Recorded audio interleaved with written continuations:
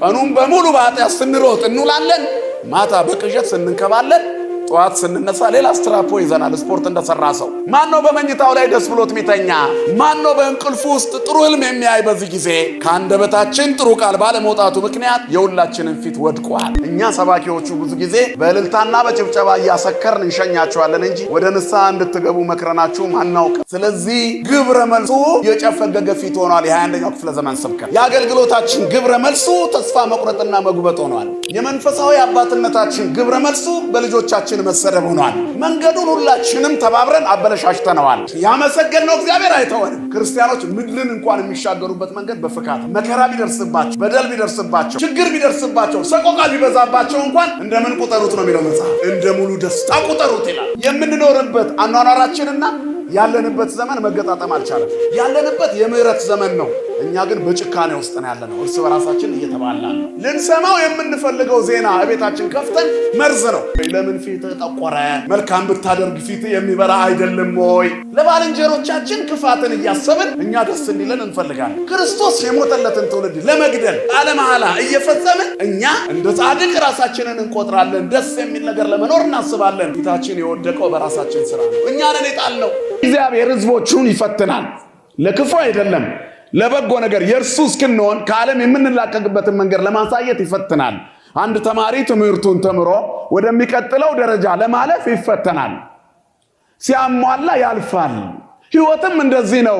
ማይረጋት አሉ በክርስትና እና በየቀኑ እንፈተናለን፣ በየቀኑ እናልፋለን። ማን ስላለ ከኛ ጋር? እግዚአብሔር ስላለ። የመጀመሪያዎቹ ሰዎች ተፈተኑና ወደቁ። ቢወድቁም እግዚአብሔር አልተዋቸውም። በዘር ባረካቸው። ቃየልና አቤል ተወለዱ። እነዚህ የተወለዱት ከምንትዮቻቸው ጋር ነበረ፣ ሉዳና አቄልማ የሚባሉ። አሁን ከነዚህ ከሉድና ከአቄልማ ጋር የተወለዱት አቤልና ቃየል እግዚአብሔር በጋብቻ ተባስተው እንዲሞሉ የፈቀደላቸውን መንገድ በማሰብ አባታችን አዳም ክሪስክሮስ አደረገና ጋብቻን ከአንዱ ጋር የተወለደችዋን ከሌላዋ ጋር አደረገ ይላል የቤተክርስቲያናችን አስተምህሮ። ማራራቅን ለመጠቀም ከአቤል ጋር የተወለደችውን ለቃየን፣ ከቃየን ጋር የተወለደችውን ለአቤል አደረገ። አጋጣሚ ሆኖ ደግሞ የቃየን ምርጫ ከአቤል ጋር የሄደችው ነበረች፣ ከሱ ጋር የተወለደችው። በዚህ ወደ ቃየን ልብ ተንኮል ገባ። ያ ብቻም አይደለም፣ እግዚአብሔር አንድ ነገር አደረገ። ወደ ምድር እንዲመጡ የፈቀደላቸው ሰዎች በወዛቸው እንዲበሉ ባረካቸው። ማን ይባርከን? እግዚአብሔር ይባርከን ሁላችንንም። ከዚህ በኋላ አንደኛው በእርባታ እንዲኖር፣ ሁለተኛው ደግሞ በእርሻ እንዲኖር ፈቀደለት። ቃየን እርሻው መልካም ሆነለት። ዝናብን ለምሕረት ጠልን ለበረከት እግዚአብሔር ሰጠ። ምድሪቱን አራሰለት፣ አረንጓዴ ለበሰች። ከዚያ የዘራው ዘር አፈራ። ጎተራዎቹ ሞልተው ተጠቀጠቁ። አቤልንም እግዚአብሔር አልተወውም። በዘነበው ዝናብ ሳር እያስጋጠ በጎቹ በረቱን ሞሉለት። እንግዲህ ከተሰጣችሁ ወረት ለእኔ ስጡኝ አላቸው። አስራቴን አውጡልኝ፣ መስዋዕት ሰውልኝ ነው ያላቸው። ካገኛችሁት ላይ ለእኔ መስዋዕት አቅርቡልኝ፣ ምስጋና ፈልጋለሁ። የመገብኳቸው የሰጠኋቸው እኔ ነኝ። እግዚአብሔርን የእኛ ምስጋና የሚያሳድገው ሆኖ አይደለም፣ በማመስገናችን ውስጥ ሊያሳድገን ፈልጎ ነው። እግዚአብሔር ሊሰጠን ይጠይቀናል እኮ። በውሃ ጉድጓድ አጠገብ ሳምራዊቷን ሴት ውሃ ነው የጠየቃት። አንድ ጣሳ ውሃ ቢጠይቃት ዘር ማንዘሯን ቆጥራ እሷና አይሁዳውያን አንድ እንዳልሆኑ ተናገረች። ያንን እሾህ ሲነቅልላት በነፍሷ ጠጣች። ሊያጠጣን ይጠይቀናል። ስሙ የተመሰገነ ይሁን። ተርቤ አላበላችሁኝም፣ ተጠምቼ አላጠጣችሁኝም የሚለው የመጽሐፍ ቅዱስ ቃል በእኔና በእናንተ ሕይወት ውስጥ እግዚአብሔር ተርቦ የሚመገበው ነው አይደለም። ሊያበላን ስለፈለገ ነው ማብላትን የነገረን። የተራበ አብሉ የሚለው ቃል ውስጥ እናንተ ብሉ የሚል ነው ያለው። ከኛ በላይ ረሃብተኛ ማን አለና ከኛ ይፈልጋል እግዚአብሔር። የሚሰጠን እሱ፣ ባለቤቱ እርሱ ሜዳውን ሳር ያለበሰ ምድርን በአበባ ያስጌጠ እግዚአብሔር ታርዣ አላለበሳችሁኝም የሚለው ከኛ በላይ የታረዘ ማን አለ? ጸጋ እግዚአብሔር የተለየን፣ በስሙ እየተጠራን በስሙ መኖር ያቃተን፣ በስሙ ተጠርተን በቤቱ እየኖርን መጽናናት ያቃተን፣ የእግዚአብሔር ቃል እንደ ሐምሌ ዶፍ እየወረደብን አላርሰን ያለ እንደኛ ያለ ራቁቱን የሆነ ማን አለ? እግዚአብሔር ከጸጋው ያልበሰን። ነገር ግን አልብሰኝ ሲል ልበስ እያለ ነው። ስጠኝ ሲል ውሰድ እያለ ነው። አጠጣኝ ሲል ጠጣ እያለ ነው። አብላኝ ሲል ብላ እያለ ነው። ሴቲቱን ውሃ ጠጭኝ ብሎ የሕይወት ውሃ አጠጣት። አያችሁ ወደኔ የሚመጣ አለ የሕይወቷ ምንጭ አፍላገማ ሕይወት ዘይውዝም ከርሱ ኮነ የሕይወቷ ምንጭ ከሆዱ ይፈልቃል አለ። እግዚአብሔር እኛን የሚጠራን አጠጡኝ የሚለን ከውስጣችን ምንጩን ሊሰራ ነው። የሕይወት ምንጭ እርሱ ነው። ስለዚህ የሕይወቷ ምንጭ ከሆዱ ይፈልቃል ወደኔ የሚመጣ ከኔ የሚጠጣ አለ። ከእግዚአብሔር እንድንጠጣ እግዚአብሔር ይርዳን። ስለዚህ የታዘዝነው ለኪሳራ አይደለም ለትርፍ ነው። የኛ የሆነ ምንም የለም የራሳችሁ አይደላችሁም ይላል መጽሐፍ። ሰዎች ለእግዚአብሔር ቤት ገንዘብ ስለመስጠት ድሃን ስለማብላት ሳንቲም ይቆጥራሉ። የማይቆጠር ጸጋ እግዚአብሔር እንዳፈሰሰላቸው በዚህ ይዘነጋሉ። ክርስትና ግን እንደዚህ አይደለም። በመስጠት ውስጥ መሰጠት፣ በመስጠት ውስጥ መሙላት ነው። ስንሰጥ እናገኛለን፣ በማግኘት ውስጥ ሙሉ እንሆናለን። እግዚአብሔር የጉድለታችን ሙላት ስለሆነ ክብርና ምስጋና ለስሙ ይሁን። ስለዚህ ቸርና ሩሩ ደግ የሆነ አባት አቤልና ቃየንን ካገኛችሁት ላይ ስጡኝ አለ። ከሰጠዋችሁ ላይ ጎተራችንን ሞልቶ አንድ ይጠይቀናል። ቃየን እሱን ሰሰተ፣ አቤል ግን አልሰሰተም። ሙሉ ቀን በረቱ አለ። ለእግዚአብሔር የሚስማማ ንጹህ ጠቦት የቱ ነው? የትኛው ነው አለ። ጥፍሩ በጣም ያልዘረዘረ ቀንዱ ያልከረከረ የቱ ነው? የሰባው ፍሪዳ የቱ ነው? በረት ውስጥ መርጦ አይኑን የሞላውን ለእግዚአብሔር ለንጽህናው ለባህሪው ባይስማማም እዚህ ውስጥ ካሉት ግን አንደኛው ይሄ ነው፣ ይሄንን ውሰድ ብሎ ለእግዚአብሔር ሰጠ። የእግዚአብሔር እሳት ከሰማይ ወርዳ የአቤልን መስዋዕት ተቀበለች። መጽሐፍ ቅዱስ ይለናል እግዚአብሔር ወደ አቤልና ወደ መስዋዕቱ ተመለከተ። ወነጸረ እግዚአብሔር ላይለ አቤል ወላይለ መስዋዕቱ። እግዚአብሔር ስጦታችንን የሚያየው በንጹህ ልግስና ስንሰጥ ነው። ሃይማኖት ንግድ አይደለም። አንዳንድ ሰዎች ስለሰጡ ማግኘት ይፈልጋሉ። ይሄው ሰጥቻለሁ እግዚአብሔር ይሄን አድርጌያለሁ የሚሉ ሰዎች አሉ። እግዚአብሔር በዚህ መንገድ በሰው ልጆች ሕይወት ውስጥ አይገኝም። እግዚአብሔር ፍጹም ንጹህ አምላክ ነው። እኛም ንጹሃን እንድንሆን ይፈልጋል። እሱ በባህሪው ፍጹም ቅዱስ ነው። እኛም ምን እንድንሆን ይፈልጋል? ቅዱሳን እንድንሆን ይፈልጋል። በዚህ ዓለም ላይ ሕይወት ብርቱ ሰልፍ ናት። እንዳልኳችሁ በሰልፉ ውስጥ እንዳንሸነፍ አይተወንም። እሳትና ውሃ መሃል ማለፍ አለ። ግን እግዚአብሔር የሚያሳርፍ አምላክ በዚህ ውስጥ ያሳልፋል። የማይተባችን ጥንካሬ ካለ እሳትን ብንገባ ውሃን ብንገባ እግዚአብሔር ከኛ ጋር ካለ ማን ይቃወመናል? ማንም። እንሻገራለን። ወደ እሳትና ወደ ውሃ እንድንጣል ቢፈቅድልንም እንኳን እግዚአብሔር ብቻችንን አይተወንም። በእምነታችን ምክንያት ወደ ወህኒ ብንወረወር ብቻችንን አይተወንም። አንሰርቅም ክርስቲያኖች ነን ብለን ቤታችን ባዶ ቢሆንም መሶባችን ባይሞላም የዕለት እንጀራችንን አያሳጣንም። ስሙን የተማመነ አይራብም። እግዚአብሔር የከፈተውን ጉሮሮ ሳይዘጋ ምን አይልም ይባላል? አያድርም። ሩሩ አባት ነው። ስለ እንጀራና ስለሚበላ ብቻ አይደለም የሚባለው። የፈጠረን አምላክ ብቻችንን አይተወንም ነው። ብቻችንን የሚያስተወን ነገር ካልሰራን በስተቀር። አሁን እግዚአብሔር ቃየልና መስዋዕቱን አልተመለከተም። አይኖቹን ከቃየን ላይ አነሳ፣ አይኖቹን በአቤል ላይ አሳረፈ። እግዚአብሔር የሚተማመኑትን ይጠብቃቸዋል። መጽሐፍ የእግዚአብሔር አይኖች በስፍራ ሁሉ ናቸው፣ ክፉዎችና ደጎችን ይመለከታሉ ይላል። እግዚአብሔር ክፉውን ቃየንንና ደጉን አቤልን ተመለከተ። ከአንድ ማኅፀን የወጡ ሁለት ልጆች ምድር በፈራችው መርገም ምክንያት በለስ ባመጣው ሞት ምክንያት ቡራቡሬ ሆኑ። መስለው መወለድ ነበረባቸው። የአባታቸው ኃጢአት ልጆችን ለሁለት ከፈለ። እግዚአብሔር የተከፋፈለ ሕይወት እንዳንኖር ሁላችንንም ይርዳን። ከዚህ በኋላ እግዚአብሔር ያደረገውን ነገር ስለተመለከተ ቃየን ተበሳጨ። የኔን መስዋዕት አልተቀበለም፣ አሞራ ወርዶ አበላሸብኝ፣ እኔ ግን የሰጠሁት መስዋዕት ጥሩ ነበር ብሎ አሰበ። ቃየን ግን ያቀረበው መስዋዕት ንጹህ አልነበረም። እግዚአብሔር አይበላም፣ ምን ያደርግለታል አለ ይላሉ አበው። እና ምን ክርዳዱን ለእግዚአብሔር አቀረበ፣ የማይጠቀምበትን ጣለ። ከዛ በኋላ መስዋዕቱን እንዲቀበልለት ፈለገ። የሻገተ እንጀራ ሰጥተን የኔ ቢጤው አልቀበል ሲለን ጥጋበኛ ብለን የተሳደምን ስንቶቻችን ነን? የተበላሸ የማይጠቅመውን የማንጠቀምበትን ነገር ጥለን ባለመቀበሉ ምክንያት የምንወቅስ እኛ ነን። እስኪሻግት ባንጠብቀው ኖሮ ነፍስ ያድን ነበረ፣ ሌሎችን ያተርፍ ነበር። ስጦታችን ውስጥ እግዚአብሔር እንዲገኝበት ያልሻገተውን አቅርቡ፣ ንጹሑን መስዋዕት ለእግዚአብሔር አቅርቡ። በተነጫነጨ ምስጋና ውስጥ ቤታችን በበረከት እንዲሞላ የምንፈልግ ብዙዎች ነን። ከእግዚአብሔር መንፈስ ቅዱስ ርቀን እየኖርን ለእግዚአብሔር ልናብራራ አንደበታችን የተከፈተ በርካቶች ነን። ማህበራዊ ሚዲያው ሲከፈት ሰባኪው ብዙ ነው፣ እልፍ ነው፣ የሚያብራራው ብዙ ነው። ትልልቅ መምህራን አንዳንዴ አፋቸው እስከሚያዝ ድረስ ጥሩ ንግግሮች ከአንዳንዶች ይሰማል። የሚኖረው ግን ጠፋ። የመጨረሻው ዘመን ምልክት ነው። በቤተክርስቲያናችን የምጽአት ምልክት የእግዚአብሔር ወንጌል በዓለም ሁሉ ይሰበካል። ለፍርድ የማይናገረው የለም። አሁን መምህራን በሰበኩልን አይደለም ጌታ ሲመጣ የምንጠየቀው፣ እኛ ራሳችን በለፈለፍነው እንጠየቃለን። በለፈለፉ በምን ይጠፉ ይባላል። አታመንዝርን የማይሰብከው የለም፣ የማያመነዝር የለም። አትስረቅን የማይሰብከው የለም፣ የማይሰርቅ የለም። ዘረኝነትን የማይቃወም የለም፣ ዘረኛ ያልሆነ የለም።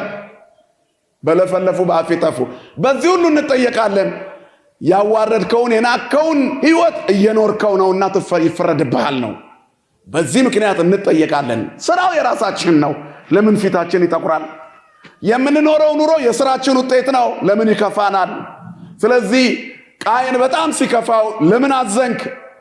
ለምን ፊት ወደቀ አለው እግዚአብሔር። ወለምን ወድቀ ገጽከ፣ ገጽህ ለምን ወደቀ? ፊትህ ለምን አዘነ? ቃየል አዘነ ይላል። ዋህዘኖ ለቃየል ጥቀ ወወድቀ ገጹ፣ ፊቱም ወደቀ ጠቆረ። እግዚአብሔርም ለምን አዘንክ? ለምን ፊትህ ጠቆረ? መልካም ብታደርግ ፊትህ የሚበራ አይደለምን አለው። ዓለም የደረሰባት የፊት መጨፍገግ የስራዋ ውጤት ነው። ብዙዎቻችን ሙሉ ቀን የሰራነውን ስራ ማታ እንገምግመው። እግዚአብሔር ይፈቅደዋል ወይስ አይፈቅደውም? እኛ እኮ በራሳችን ትእዛዛት መኖር ከጀመርን ቆይተናል። የፈለግነውን እንሳደባለን፣ ያሻንን እናዋርዳለን። አባን ሰድበን አዋርደናቸው ሳንጨርስ መስቀል እንሳለማለን። የገዛ አባታችንን አዋርደነው ሳንጨርስ በስሙ ስንጠራ አቤት እንላለን። የምንኖረው ኑሮ ውሸት ነው። ይሄ ሁሉ ታዲያ እንዴት ደግ ሕልም ያሳየናል ብለን እናስባለን? ቀኑን በሙሉ በኃጢአት ስንሮጥ እንውላለን።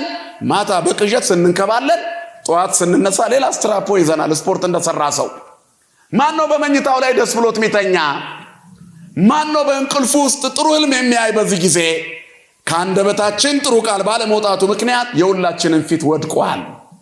ለምን ፊትህ ጠቆረ ያለው ቃየንን ነው፣ በቃየን ውስጥ እኛን ነው። ስለዚህ ምእመናን አሁን እንመለስ፣ ፊት ወደሚያፈካ ሰብዕና እንመለስ። የቃየን ሕይወት የራሱን ከተማ ለመገንባት እስከሚድረስ ከእግዚአብሔር ፊት ሸሸ። ብልጭልጭ ከተማ ለራሱ ሰራ። የቃየን ዘሮቹና ሕይወቱ በምድር ላይ የማይጠራ ሆኖ ቀረ። እግዚአብሔር ግን ለመረጣቸው ከላይ የምታብለጨልጭ ሳይሆን ከውስጥ የምትፈካ ልዩ ከተማ ሰራላቸው። በዚያም እንዲኖሩ ሕግ አስቀመጠላቸው። ይህቺ ሕግ ስትወርድ መታ በአዲስ ኪዳን የዘላለማዊ ተስፋ ሕይወታችን ክርስትናችን ሆነች። ማን ይመስገን? እግዚአብሔር ስሙ ለዘላለም የተመሰገነ ይሁን። አሁን የብዙዎቻችን ሕይወት ውጤቱ ይሄ ነው። ምዕመናን ወንጌል የሚሰበከው ሰው እንዲለወጥ ነው። እኛ ሰባኪዎቹ ብዙ ጊዜ በእልልታና በጭብጨባ እያሰከርን እንሸኛቸዋለን እንጂ ወደ ንስሐ እንድትገቡ መክረናችሁም አናውቅም። ስለዚህ ግብረ መልሱ የጨፈገገ ፊት ሆኗል። የ21ኛው ክፍለ ዘመን ስብከት የአገልግሎታችን ግብረ መልሱ ተስፋ መቁረጥና መጉበጥ ሆኗል። የመንፈሳዊ አባትነታችን ግብረ መልሱ በልጆቻችን መሰደብ ሆኗል። መንገዱን ሁላችንም ተባብረን አበለሻሽተነዋል። አሁን የሞት መንገድ በስቷል። ስጀምር እንዳልኩት በሕዝቅኤል 18 ላይ የሰራዊት ጌታ እግዚአብሔር ሜዳ ላይ ወድቋል። እግዚአብሔር ሳይሆን ሰውን ገሏል። አሁን እግዚአብሔር ከሚወስደው ይልቅ ሰው የሚሸኘው በዛ። ታዲያ ለምን ፊታችን ይፈካል? የኛ ዘር ሲያሸንፍ ጀግናው እንፎክራለን። የኛ ዘር ሲኮረኮም እየያችን ብዙ ነው። ሁላችንም እኮ ነን። አንድ ብሔር ላይ አይደለም ማወራው። እየሰማችሁ ነው? ሁላችንም ለቅሷችን የዚህ አይነት ነው። ስለዚህ መንገዳችን ከተበላሸ ቆይቷል። እግዚአብሔር ወደ ምስጋናችን እየተመለከተ አይደለም እና ፊታችን የሁላችንም ጠቁሯል። ለምን ጠቆረ? መልካም ስላላደረግን፣ መልካም ስለማንመኝ፣ መልካም ስለማናስብ፣ መልካም ስለማንመልስ የህይወታችን መልስ ይሄ ሆኗል። እግዚአብሔር ልቦና ይስጠለውላችን። የአቤል ህይወት ይሄ ነው። ንጹህ መስዋዕት ለእግዚአብሔር አቀረበ። ክርስቲያኖች፣ የአዲስ ኪዳን ምዕመናን አቤላዊ ህይወት ለነሱ ያስፈልጋል። ስለ ደግ ነገር ብቻ መመለስ። በነገው ዕለት የምናስበው አንድ ታላቅ የእግዚአብሔር ሰው አለ። የእስራኤል ሁለተኛው ንጉስ። እስራኤላውያን በመሳፍንት ዘመን በነቢያት እየጠቆመ እየመራ በመሳፍንት ሲያስተዳድራቸው ንጉሥ ካልሾምክልን አሉት። እኔ ንጉሳችሁ እኔ ነኝ ብሎ ነበር። አይ ንጉሥ ያስፈልገናል አሉ። የይነቅ መንግሥት ሳኦልን ሰጣቸው። ብዙ ጥያቄዎቻችን በልግስና የተሰጡን አይደሉም፣ በጭቅጭቃችን የተሰጡን ናቸው። የማንረካበት ህይወት ይሄ ነው። እግዚአብሔር ከፈቀደልን ህይወት ውጪ የምንኖረው የጎረበጠ ትዳር እኮ አለ ብዙዎቻችን። በራሳችን ምርጫ ከገባን በኋላ እግዚአብሔር ለምን እዚህ ውስጥ ከተትከኝ እንላለን። እሱ አልከተተንም፣ የገባ ነው እኛ ነን። ገብተን ማስተካከል ሲያቅተን የከተትከኝ እግዚአብሔር ችግር ፈጠርክብኝ ከማለት አምላክ ይሰውረን። ንጹህ ልብ ያስፈልጋል። አያችሁ፣ ከዚያ በኋላ እስራኤል በሳኦል ዘመን ደስተኛ ሆነው መኖር አልቻሉም። ጥቂት ከእግዚአብሔር ጋር ለመሄድ ሞክሮ መንገዱን ሳተ። በዚህ ምክንያት እግዚአብሔር ሳኦልን ጥሎ ትንሹን ዳዊት ንጉሥ አረገው። ይህንን ንጉሥ እግዚአብሔር እንደ ልቤ የሆነውን ባሪያዬን ዳዊትን አገኘሁት አለ። ረከብክዎ ለዳዊት ገብርየ ብእሴ ምእመነ ዘከመ ልብየ፣ እንደ ልቤ የሆነውን ዳዊትን አገኘሁት አለ። የሐዋርያት ሥራ ምዕራፍ 13 ቁጥር 22፣ አንደኛ ሳሙኤል ምዕራፍ 13 ቁጥር 14 ላይ እግዚአብሔር እንደ ልቡ የሆነውን ዳዊትን አገኘው ይላል። እንዴት ሰው እንደ እግዚአብሔር ልብ ይሆናል? እግዚአብሔር ሩሩህ ነው፣ ዳዊትም ሩሩህ ነው። እግዚአብሔር ቀናተኛና ደግ አምላክ ነው። እግዚአብሔር በጣም ትዕግስተኛ አባት ነው። ዳዊትም ለእግዚአብሔር ቤት የሚቀና ሰው ነበር። እኔ በዝግባ እንዴት ተኛለሁ እግዚአብሔር ቤት በድንኳን ሆኖ ታቦተ ጽዮን በድንኳን ሆና ብሎ በፍጹም በቤቴ አልተኛም ያለ እርሱ ነው። ተዘከሮ እግዚአብሔር ለዳዊት ወለኩሉ የዋሃቱ ዘከመ መሐለ ወበጻ ለአምላከ ያዕቆብ፣ ዘከመ መሐለ ለእግዚአብሔር ወበጻ ለአምላከ ያዕቆብ። እግዚአብሔር የዳዊትን አቤቱ የዳዊትን ገርነቱን ተመልከት ይልና ለያዕቆብ አምላክ እንደማለ ለእግዚአብሔርም እንደተሳለ ወደ መኝታዬ አልገባም፣ ወደ ቤቴ ታዛ ስር አልመለስም፣ ለጉንጮቼም ረፍትን፣ ለዓይኖቼ መከደንን፣ ለቅንድቦቼም ሸለብታን አልፈቅድም። ለምን? እስከ ረክም መካነው ለእግዚአብሔር፣ የእግዚአብሔርን ቤት እስከማገኝ ድረስ አልተኛም አለ። እንዴት አይነት ሰው ነው? የምፈልገውን ካላገኘው አልተኛም በሚል ትውልድ መካከል የዳዊትን ሐሳብ ስናስበው ሞኝነት ይመስላል።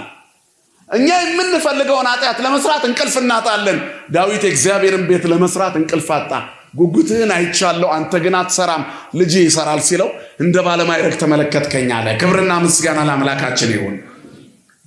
ዳዊት የተወለደው መጋቢት ሚያዝያ 6 ነው። ነገ ነው ልደቱ። ታላቁ የእግዚአብሔር ሰው ዳዊት እንደ አምላኩ የዋህ የሆነ እንደ ልቤ ነው አለው። እግዚአብሔር የዋህ ነው። ሳኦል ባሳደደው ጊዜ ሸሸ። እጁ ላይ ሲወድቅ ሊገድለው የሚፈልገው ሰው ያለበት ዋሻ ሲገባ አይቶት ዝም አለው። የልብሱን ዘርፍ ቀዶ እግዚአብሔር እጄ ላይ ጥሎህ ነበር፣ እኔ አንተ ታሳደደኛለህ እንጂ አሳዳጅ ስላልሆንኩኝ አልገድልህም። እኔ ጠላትህ አይደለሁም፣ አንተ ነህ ጠላቴ። ክርስቲያኖች ጠላት አላቸው እንጂ እነሱ ጠላት አይደሉም። እኛ ጠላቶች አይደለንም። ክርስቶስ ሰምራን አስቧት። ዲያብሎስ ጠላታችን ነው። እሷ ግን ጠላት ስላልሆነች ልታስታርቀው እጁን ይዛው ሄደች። አያችሁ፣ ክርስትና ይሄ ነው። ምክንያቱም የክርስቲያኖች ጠባይ እግዚአብሔራዊ ማንነት ነው። እግዚአብሔርን መምሰል ነው የክርስቲያኖች ጠባይ። ባህሪያቸው ተናዳፊነት አይደለም። ሰውየው እሳት ያቀጣጥላል። እሳት እያቀጣጠለ ተቀምጦ እንጨት አንስቶ እሳት ላይ ሲጨምር እንጨት ውስጥ የነበረ እባብ ተጠምጥሞ እጁን ነደፈው። ሲነድፈው ደንግጦ ወደ እሳቱ እንጨቱን ወረወረው። ከዛ ወዲያው በሌላ ቅጽበት ብረት አነሳና እባቡን ከእሳት ውስጥ አውጥቶ ሳይሞት ወረወረው እና እባቡ ወደ ጫካ ፈረጠጠ። እሳት ሲነካው አንድ ሰው ከርቀት ያይ ነበር። እባቡ እጅህን ከነደፈ በኋላ እንዴት ከእሳት አውጥተህ ታተርፈዋለህ ብሎታል። የእባቡ ጠባይ መናደፍ ነው፣ የኔ ጠባይ ግን ማዳን ነው አለ። ክርስቲያኖች የሚያድነው የእግዚአብሔር ልጆች ናቸው። ያኔ ፊታቸውን ያፈካል። የእባቡ መሞት የሰውየውን መርዝ ከሆዱ ውስጥ ያወጣለታል። ብዙ ጊዜ እንደዚህ ነው መኖር ያለብን። እኛ ግን መርዝ ተሸክመን የምንኖር ቂመኞች ነን። ባልንጀራችን በድሎናል ብለን ከነቂማችን በስብሰን የምንኖር በርካታ ሰዎች ነን። የይቅርታ ሰዎች አይደለንም። የሚያሳድደው ሳኦል ለዳዊት ጠላቱ ነው። ዳዊት ግን ለሳኦል ጠላት ስላልሆነ አልነካውም። ዲያብሎስ ጠላታችን ነው፣ እኛ ግን ጠላቶቹ አይደለንም። ጠላቴ ወይ እንለዋለን እንጂ እሱ እኛን ጠላታችን አይለንም። ጠላት ነኝ ብሎ ነው የሚመጣው። ሰይጣን ያምናል እኮ ውሸታምነቱ እንዳለ ሆኖ የኛ ጠላት መሆኑን ግን ያውቃል። ሊያስተን መጣ፣ ከመንገድ አስወጣን፣ ከእግዚአብሔር እቅፍ ለየን። እግዚአብሔር ደግሞ ዲያብሎስን የሚያሳፍር ልዩ ሥራ በፍቅር ከኛ ጋር እንደሆነ ስሙ የተመሰገነ ይሁን። በስጋና ደም ከኛ ጋር ተዛመደ። አሁን እንደገና ዳግመኛ በባርነት ቀንበር ለመያዝ እባባዊ ሰውነት ያለው ሰዎች ናቸው። ሰይጣናዊ ሰብዕና ያለን እኛ ነን። ከእግዚአብሔር ያገኘነው አይደለም፣ ውስጣችን የበቀለ የክህደት አዳማዊ ጠባይ። እግዚአብሔር ሰውን በቅድስና ነው የፈጠረው። ሰው እንደ እግዚአብሔር ልብ መሆን አለበት፣ ካለበለዚያ ፊቱን ያጠቁራል። በፍጹም የእግዚአብሔር ሰው ፊቱ አይከስልም። ቃየን ፊቱ ጠቆረ፣ የአቤል ፊት ፈካ። አቤል ለእግዚአብሔር የሚስማማውን ስላደረገ ፈካ። አመስግነ ነው ብቻ ወደ ቤት እንሂድ እስቲ። ቤት ውስጥ ጨለማ አይጠብቀንም። ማን ስላለ ከኛ ጋር? ያመሰገንነው እግዚአብሔር አይተወንም። ክርስቲያኖች ምድርን እንኳን የሚሻገሩበት መንገድ በፍካት ነው። መከራ ቢደርስባቸው፣ በደል ቢደርስባቸው፣ ችግር ቢደርስባቸው፣ ሰቆቃ ቢበዛባቸው እንኳን እንደምን ቁጠሩት ነው የሚለው መጽሐፍ። እንደ ሙሉ ደስታ ቁጠሩት ይላል። አያችሁ? ምክንያቱም ከዚህ በኋላ ያለ ጸጋ አለ። ተሻግሮ የሚያይ ነው ክርስቲያን፣ ተሻግሮ የሚኖር ነው። ያኔ እንደ እግዚአብሔር ልብ ይሆናል። የአቤል ልብ የዳዊት ልብ ነበር። ከዚያ በኋላ የደጋጎቹ የነ ክርስቶስ ሰምራ ልብ ሆነ፣ የነ ቅድስት አርሴማ ልብ ሆነ፣ የነ አቡነ ገብረ መንፈስ ቅዱስ ልብ ሆነ። በረከታቸው ይደረብን። ስለዚህ አዲስ ኪዳን ደግሞ የበለጠ ሰው እንደ እግዚአብሔር ልብ በመሆን ፊቱ ፈክቶ መኖር አለበት። የምንኖርበት አኗኗራችንና ያለንበት ዘመን መገጣጠም አልቻለም። ያለንበት የምህረት ዘመን ነው። እኛ ግን በጭካኔ ውስጥ ነው ያለነው። እርስ በራሳችን እየተባላን ነው። ልንሰማው የምንፈልገው ዜና እቤታችን ከፍተን መርዝ ነው። ይሄ አሁን እስቲ ግቡና ኔትፍሊክስ ላይ አንድ ሙቪ አለ። ከዚህ በፊት ተናግሬዋለሁ። ሶሻል ዳይላማ ይላል እና በዚህ በሶሻል ሚዲያ ውስጥ በተለያዩ ዘርፎች እንደ ፌስቡክ፣ የተለያዩ እንደ ዩቲዩብ ምናምን ላይ ይሰሩ የነበሩ ሰዎች ኮንፌስ አድርገው ተናዘው ነው ከዛ ከወጡ በኋላ ነው የሚናገሩት። እና ምንድነው የዩቲዩብ ዓላማ? የዝሙት ፊልሞች ተከታትላችሁ የምታዩ ከሆነ 2 ካያችሁ 3ኛ እሱ ይመርቅላችኋል። ጧት ከእንቅልፋችሁ ስትነሱ ሪኮመንድድ ፎር ዩ ብሎ የሚያሳያችሁ ፊልም ያንን ነው። እስቲ ሞባይላችሁን ክፈቱና እናንተ ከማን ጋር እንደሆናችሁ እዩት። ስብከት ነው የምታዩት ወይስ ተንኮል ነው፣ ጦርነት ነው የምታዩት? ታዲያ የትኛው? እንዴት ፊታችን ይፈካል? ሰው ውሎውን ይመስላል። ልክ ክፈቱና ምንም ሳታዩ ጎግላችሁ የራሳችሁ ዩቲዩብ የራሳችሁ አካውንት ላይ ወደ ላይ ስክሮል እያደረጋችሁት ከፊት የቀረቡላችሁ የመጀመሪያዎች 3-4 ቪዲዮዎች እናንተን ይመስላሉ። ዝሙት ከሆነ ህይወታችን ያ ነው። ግድያ ከሆነ ስለ ጦርነት ዜና ከሆነ ያ ነው የምንፈልገው። ታዲያ ሰው ሞተ የሚል ዜና እያነበብን ደስ እንዲለን እንፈልጋለን ወይ? ለምን ፊት ጠቆረ? መልካም ብታደርግ ፊት የሚበራ አይደለም ወይ? ለባልንጀሮቻችን ክፋትን እያሰብን እኛ ደስ እንዲለን እንፈልጋለን።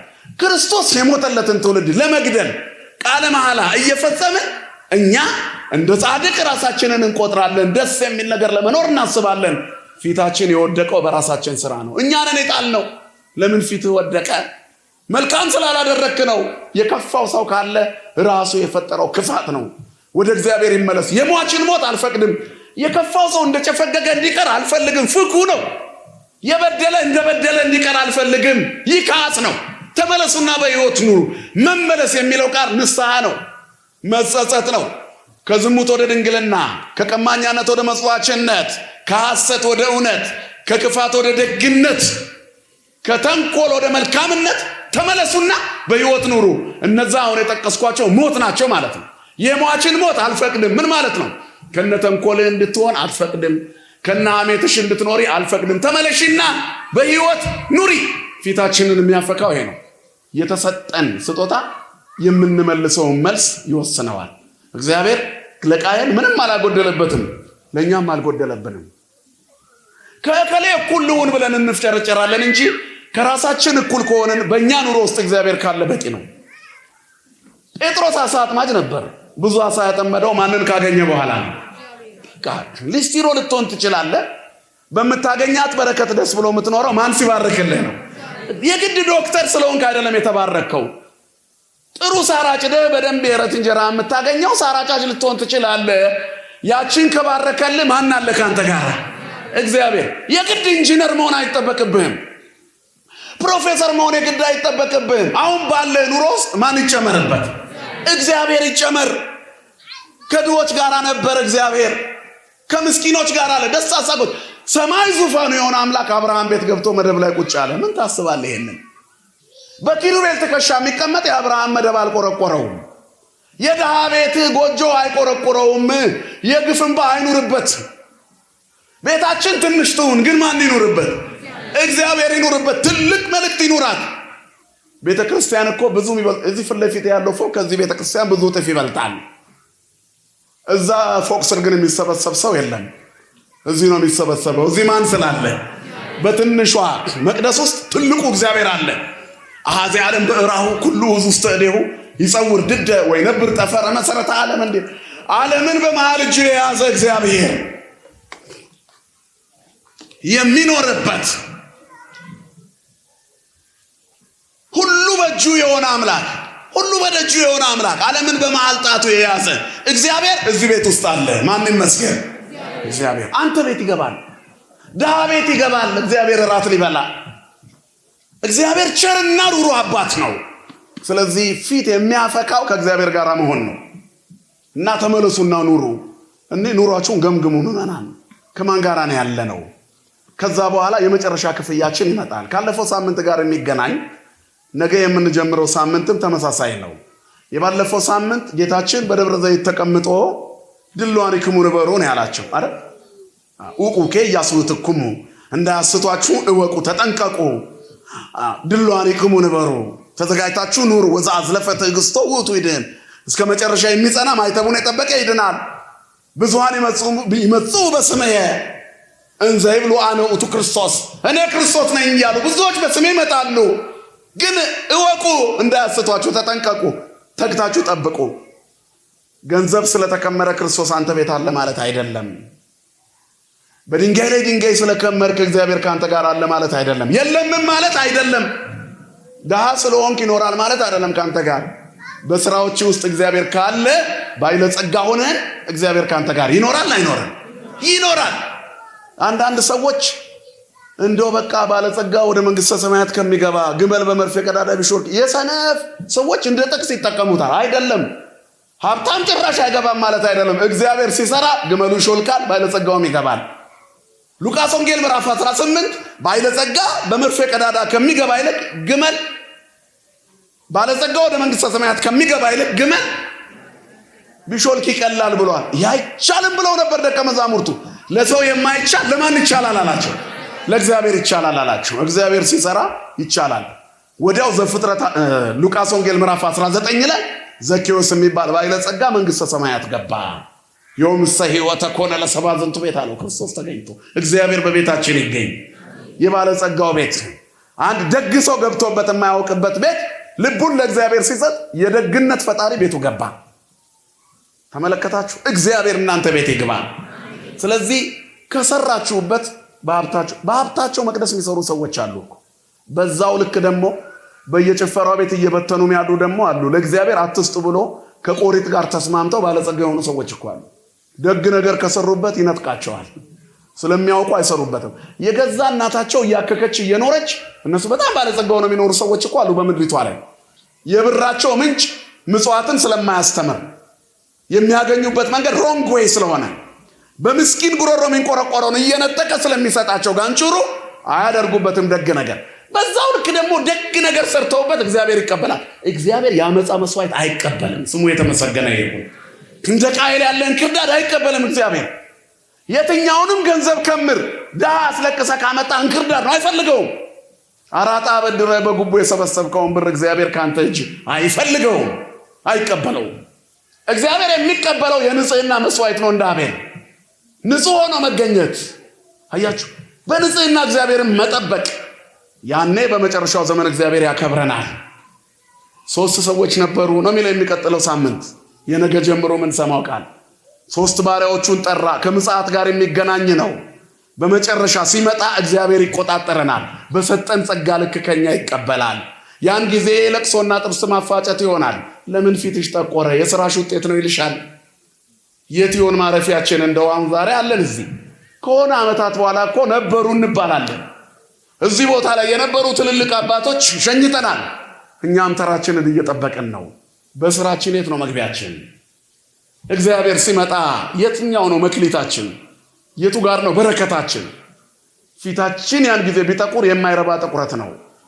የአቤል ፊት መጥቆር እግዚአብሔርን አላሳዘነውም። ይስራን ያገኘው በጎ ብትሰራ ፊት ይፈካል አለ እግዚአብሔር። ጨካኝ አይደለም። አቤል ግን የሥራውን ያገኘው ኮናኔ በጽድቅ ነው። እግዚአብሔር ኮናኔ በርት ፈታኝ በጽድቅ ነው።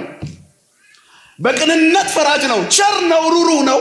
አንድ እርምጃ ከተራመድን ይሰበስበናል። 78 ነፍሳት የበላው በላዔሰብ የመብርሃንን ስም እግዚአብሔር ሰው የሆነባትን የዙፋኑን ስም ጠርቶ ሲጠራ ስለራራ እግዚአብሔር በዚች በኩል ማረው። የእግዚአብሔር ፍጹም ማሪነትና የእናቱን ጸሎት መስማት በዚህ እናያለን። ስሙ የተመሰገነ ይሁን። እግዚአብሔር ሊምረን ትንሽ ይፈልጋል። ትንሽ አልተራመድን እኮ ነን እኛ። መላ አካላችን እግዚአብሔር ቤት ውስጥ ነው፣ ግን ከባድ ነው። በራድ ወይም ትኩስ አይደለንም። ከአፌ ልተፋ ነው ለፍርድ አስቸገርከኝ ይላል ራእይ ላይ። ስለዚህ ለእግዚአብሔር ፍርድ ያስቸገርን ሰዎች ስለሆንን አንደኛውን መንገድ እንያዝ። ወይ ጽድቁን ወይ ዓለሙን እንያዘው። በዓለሙ ኖረንበት እንሙትና ለገሃነም እንዘጋጅ። ካልሆነ ግን የዓለምን ጸበል ጸድቅ እየቀመሱ በሰይጣን ጽዋ እየተጎነጩ የእግዚአብሔር መሆን ይቻላል? አይቻልም። ሶስቱ ሰዎች ባለማይተቦች ናቸው። ብዙ ማብራሪያ አያስፈልግም ነገ ጠዋት ስለምትሰሙት። ነገር ግን ሶስት ሰዎች አንድ ጌታ መጣና ወደ ሌላ ሀገር ከመሄዱ በፊት ሶስቱን ባሪያዎቹን ጠርቶ 5፣ 2 እና 1 መክሊት ሰጣቸው ይለናል የማቴዎስ ወንጌል ምዕራፍ 25። ከዛም በኋላ ሲመለስ ተቆጣጠራቸው። አትርፉበት ብሎ ነው የሰጣቸው። እግዚአብሔር ጤንነት ጉልበት ከሰጠ ጉልበት የሌላቸውን እንድትደቁስበት ከሆነ ኪሳራ ነው። ቀብረሃል መክሊትህን። እግዚአብሔር ሀብት ሲሰጠን ድሃ እንድንረዳበት የምንረዳበት ካልሆነ ቀብረናል መክሊታችንን። የተሰጠን 1 መክሊት ብቻ ሊሆን ይችላል። ሃይማኖት ብቻ ከኖርንበት ቆርበን ስጋው ደሙ ተቀብለን ሰግደን ሳናስቀይም ሳንበድል ከኖርንበት እንጸድቃለን። አንጸድቅም? እንጸድቃለን። ያለችን እርሷ ናታ። በእምነታችን ታማኞች ሆነን በስነ ምግባር ዘይት ካሞቅ ነው ካወዛ ነው ህይወታችንን የእግዚአብሔር ጸጋ ከኛ ጋር ይሆናል። እግዚአብሔር ከኛ ጋር ይሁን። ያኔ ፊታችን አይጠቁርም። ሲመለስ ባለ 5ቱ መክሊት ቀረበ። ጌታ ሆይ የሰጠኝ 5 መክሊት ነበር አተረፍኩበት አለ። አየህ፣ ደግነት፣ ደስታ፣ ርህራሄ፣ ትዕግስት፣ እነዚህ ነገሮች ከእግዚአብሔር የተሰጡን ስጦታዎች ናቸው። ተግባራዊ ስናደርጋቸው እናተርፍበታለን። ኃይለኞችና እልህኝነት ከእግዚአብሔር የተሰጠ ስጦታ አይደለም፣ የዲያብሎስ ናቸው። ትዕቢት የዲያብሎስ ናቸው። ትህትና የእግዚአብሔር ነው። ጌታዬ ሆይ በሰጠኝ ትህትና ኖርኩበት፣ ሌሎችንም ትሑታን አደረግኩበት። ሀዳጌ በቀል ሆንኩ፣ አንተ ሩሩና ይቅር ባይ እንደሆንክ ጠላቶቼን ወደድኳቸው፣ ይቅር አልኳቸው። እነሱም በይቅርታዬ ውስጥ ራሳቸውን ገዙ። ጠላት ቢራብ አብላው፣ ቢጠማ አጠጣው፣ ያን ጊዜ በራሱ ላይ ፍህም ትከምራለህ ይላል። ምን ማለት ነው? የሀፍረት ማቅ ታከናንበዋለህ ማለት ነው እንጂ እሳት ጭሮ ወስደህ ታፈስበታለህ ማለት አይደለም ንባቡ። ስለዚህ የበደሉንን ሰዎች መልሰን ከካስን ከዚህ በላይ ጸጋ የለም። እግዚአብሔር በጸጋችን ይጠብቀን። አተረፍኩኝ አለ።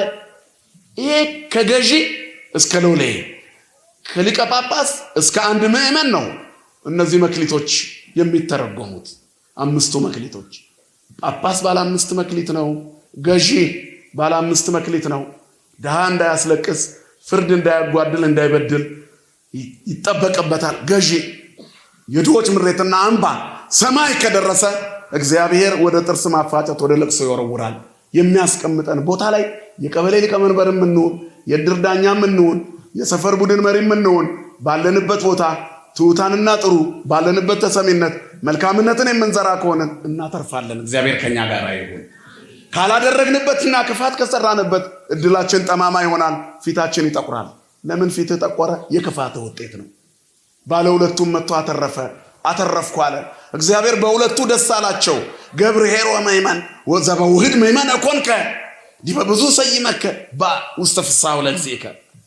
በብዙ ሾምሃለሁ፣ ወደ ጌታ ደስታ ግባ አለው። ባለ 1 መክሊት መጣ። ሰነፉ የኔና እናንተ ቢጤው የተሰጠውን ጸጋ መቁጠር አቃተው። ክፋትን እየዘራ ክፋትን እያጨደ ፊቱ ጠቁሮ የሚኖረው ቃይላዊ ህይወት ያለው ምስኪኑ ባለ 1 መክሊት መጣ። ጌታውን መሳደብ ጀመረ። እንደመጣ ካልበተንክበት የምትሰበስብ ካልዘራበት የምታጭድ አለው። እግዚአብሔርም አዘነበት። አንተ ክፉ አኬተኛ፣ እንዲህ ከሆነ ለምን ተቀበልከኝ አለው። የተቀበልከውን አደራ ለለዋጮች ወስጄ በሰጠሁት ነበር አለ። የሰጠን ለራሳችን ነው። ከዛ ሰው ላይ ተቀበሉታልና አንዱን መክሊት ለባለ 10 ስጦት አለ። ባለ 5ቱን 10 አድርጎ አትርፏል። ይኸው መክሊት ሲለው ግባ ታማኝ ብሎታል። አልወሰደበትም። እግዚአብሔር ከሰጠን ጸጋ ላይ አንዱንም አይወስድብንም። ማትረፍ ማለት ቁሳቁስ መልሶ መጠቀም አይደለም። ምሳሌ ነው ይሄኛው። እኛ የምንሰራው ለራሳችን ነው። ነፍስ ብናድን እኛ እንድንበታለን። የተራበ ስናበላ የሰማይ እንጀራ እንበላበታለን። የወደቀ ስናነሳ ከውድቀት እግዚአብሔር እኛን ያነሳበታል። በምስኪን ጉሮሮ ውሃ እንዲንቆረቆር ስናደርግ እግዚአብሔር ነፍሳችንን ከጥማት ያረካታል። ስሙ የተመሰገነ ይሁን። ስለዚህ ፊታችን የጠቆረው ዘመናችን የከፋው ቀንና ሌሊቱ የተደበላለቀብን በኃጢአታችን ምክንያት ነው። እንደ ገብረ አካይ ክፋታችን ስለበዛ ነው። መጽሐፍ ቅዱሱን በራሳችን መንገድ ስለምንረዳው ነው። የእግዚአብሔርን ጸጋ ምድራዊ በረከት ብቻ አድርገን ቆጥረን ያንንም ቢሆን በአግባቡ ሳንጠቀምበት በክፋት ተጉዘንበት በምድር ላይ ብቻ ለመኖር የምንሮጥ ሰዎች ስለሆንን የሰማዩን በር ዘግቶብናል። በመጨረሻ ዘመን እግዚአብሔር ይመጣል። ዋይታና ለቅሶ ይበዛል። የማይጠቅሙ ዋይታ ነው። ምዕመናን ነገ እንደምንሞት አናውቅም። አሁን ዛሬ ነው የኛ ቀን። የተወደደ ሰዓት አሁን ነው። ፊታችንን ያጨፈገጉ ነገሮች ይወገዱ። ሰይጣን ይሸነፍ። አለማመን ይራቅ። ቅናትና ክፋት ጥቅም ያገኝ። መጽሐፍ እንደሚለው ስመዚያ ከይስማ ሞት ወይ ደንግጽ ወቀላያት ይሰጠቃል ወከይሲት ከየድ ይላል። ስምህን ሰምቶ ሞት ይደንግጽ፣ ቀላያት ይሰንጠቁ። አለማመን ይራቅ። ቅናት ጥቅም ያገኝ። መርዝ ያላቸው የፍጥረት ወገኖች ይቸገሩ። ወንጀለኛም ይራቅ፣ ይሸነፉ። የማንን ስም ሰምቶ ነገር የማንን ስም ሰምቶ? ስለዚህ በእኛ ቤት የማን ስም ይንገስ? በትዳራችን የማን ስም ይንገስ? በሕይወታችን የማን ስም ይክበር? ያኔ ባለ ብዙ መክሊቶች እንሆናለን። ዛሬ ወርሃዊ በዓላቸው ቢሆንም ሁሉ ጊዜ የምናስባቸው አቡነ ገብረ መንፈስ ቅዱስ በእነዚህ 3ቱ መክሊቶች ውስጥ ባለ 5 መክሊት እንላቸው ይሆናል። የእሳቸው ግን መክሊት ከቁጥር አይገባም፣ ከቁጥር በላይ ነው። 562 ዓመት በምድር ሲኖሩ ከምድር ምንም አልቀመሱም። እኛ ምድሪቷን እያጎሳቆልናት ነው። እንበላባታለን፣ እንጠጣባታለን፣ እንዘፍንባታለን፣ እንዋሽባታለን፣ ባልንጀራችንን እናሳድድባታለን፣ ደም እናፈስባታለን፣ ሐሜትና ክፋት ተንኮል እንሰራባታለን። ምድር ተሸክማ ሲጨንቃት አፏን ከፍታ ትውጠናለች፣ እንቀበራለን። የኛ ህይወት ይሄ ነው። አቡነ ገብረ መንፈስ ቅዱስ ምድር በረከት ነው ያገኘችው። የረገጡት ቦታ ላይ አራዊት እየላሱ ያለ ረሃብ ይውሉ ነበረ። ከእሳቸው ጋር ያሉ 60 አናብስትና አናብርት 60 አንበሶችና 60 ነብሮች አንዳቸውም ሰው አይነኩም፣ አይተናኮሉም፣ ምግብም አይበሉም፣ አያድኑም። የእግራቸውን ትቢያ ልሰው ይኖራሉ። አራዊት ጾመኛ የሚያደርግ ቅዱስ አባት 5 መክሊት ብለን እንዴት እንወስነዋለን? የእሳቸው ህይወት ከመክሊት በላይ ነው። የጽድቃቸው በረከት ሰማይ የነካ ነው። ከፀሐይ በላይ ሆነው ጸልየዋል። ባህር ውስጥ ገብተው ጸልየዋል። ከተፈጥሮ ውጪ ናቸው እሳቸው። ባህር ውስጥ ስለገቡ አየር አያጡም። ከፀሐይ በላይ ስለሆኑ አይቃጠሉም። በሁሉም ቦታ ላይ እሳቸው ባሉበት ቦታ ምድር ቀዝቀዝ ትላለች። ህይወት ምቹ ይሆናል። ሰብ ይቀድሶ ለመካን ወመካን ይቀድሶ ለሰብ። ሰው ቦታን፣ ቦታ ሰውን ይቀድሳል ማለት እንደ አቡነ ገብረ መንፈስ ቅዱስ ነው። የረገጡት ቦታ በበረከት የተሞላ ነው። ዝቋላ ላይ ሄደው ቢጸልዩ ረጅም ዘመን የጸለዩበት መላ ሰውነታቸው በፀጉር የለበሰበት ቦታ ላይ የፀጉራቸው መታሰቢያ ሙጃ የሚመስል ነገር፣ ፀጉር የሚመስል ነገር በቀለ። እሳቸው እዛ ቦታ ላይ ስለቆሙ ያቺን ቆርጠው ሲታጠኑ አጋንንቶቹ ብለው ይወጣሉ። ስማቸው ሲጠራ ሰይጣን የሚያንቀጠቅጥ ትልቅ አባት፣ በረከታቸው ይደርብን። ጻድቁ አቡነ ገብረ መንፈስ ቅዱስ ናቸው። በእግዚአብሔር ፊት የሚቆሙ ሁል ጊዜ በጽድቅና በቅድስና ያሉ፣ አሁንም በዚህኛው 100 ክፍለ ዘመን ልጆቻቸውን ከብዙ በሽታ የሚታደጉ ጸበሎቻቸው በየገዳማቶቻቸው የፈለቁት አጋንንትን የሚያስወግዱ አዛዜ መባረክት ይባላሉ። መባረክትን እያዘዙ አጋንንትን የሚያሳድዱ ስማቸውን የሚጠሩ መልካቸውን የሚደግሙ ልጆቻቸውን በአናብስትና በአናምርት የሚጠብቁ ገዳሞቻቸው በነብሮች የሚጠበቁ አሁንም በ21ኛው ክፍለ ዘመን ታላላቅ ተአምር የሚሰሩ HIV እና ጉበት፣ የኩላሊት ፌለሪቲና ካንሰር ተረት የሆነው በጸበላቸው ገብረ መንፈስ ቅዱስ። ክብርና ምስጋና ለአምላካችን ይሁን። ገብረ መንፈስ ቅዱስን የሰጠን አምላክ የገብረ መንፈስ ቅዱስ ልጆች ነን። ለምን ፊታችን ይጠቁራል? የጸበሉ የአቡዬን ጸበል እየጠጣን እምነታቸውን እየታሸን እንዴት ፊታችን ይጠቁራል? ገብረ መንፈስ ቅዱስ መቅደስ ላይ ቆመን 562 ዓመት ለምድር በረከት ነበሩ። አያችሁ፣ ከምድሪቱ የሚበሉ አራዊትን እንኳን እንዳይበሉ አድርገዋል። እሳቸውም ካለ መብላት አልፈው ለረገጡበት እንኳን የከፈሉት ዋጋ የሚበሉ አናብርትን ሳይበሉ ከምድር ሳይቀበሉ እንዲኖሩ አድርገዋል።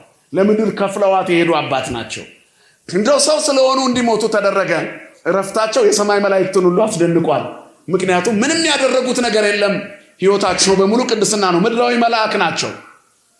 በጣም የከበሩ ናቸው። ከዚህ ጀምሮ እስከ ደብረ ሮሃ ላሊበላ ያልባረኩት ምድር የለም። በእያንዳንዱ የቤተ ክርስቲያኒቱ ጉዞ ውስጥ አቡነ ገብረ መንፈስ ቅዱስ በኢትዮጵያ የሃይማኖት ታሪክ ውስጥ አሉ። 62 ዓመት ኢትዮጵያ ኖረዋል።